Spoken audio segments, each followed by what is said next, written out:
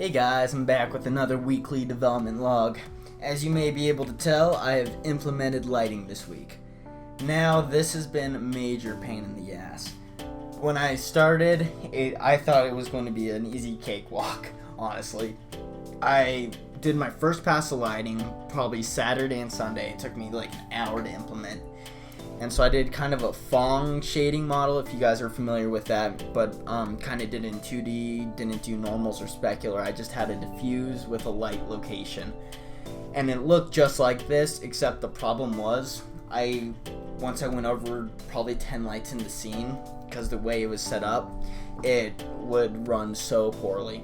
So I had to obviously come up with something different, because I couldn't use 10 lights max in this game.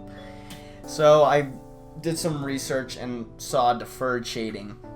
So I went probably 4 days, 10 to 15 hours trying to implement this, and I was not able to get it to work. First time working with frame buffer objects, and with the multiple color attachments, I could not get them to output correctly.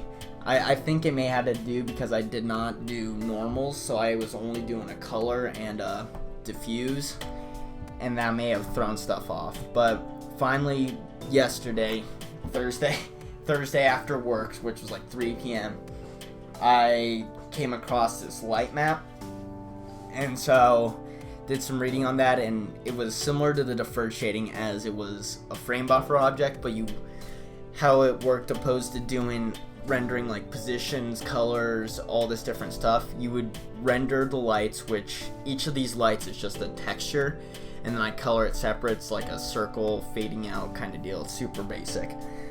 So do a render pass of all those and bind it to a texture, and then you render the scene, which is everything you've seen in the past, and then you just lay the light texture on top with an ambient color. So I have a dark ambient, which is why to help bring the lights out and such. And so I did kind of a stress test and did like 20 lights and had no performance issues. So this, I think, is going to be the way I want to go.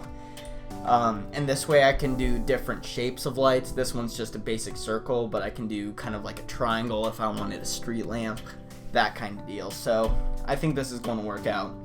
It still has some issues since you can kind of see the edges of the texture here.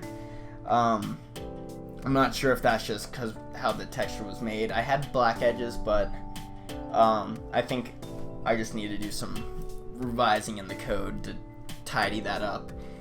And also there's just kind of blending looks good when the colors are similar or the same, but when they're different, like here, it doesn't look that good.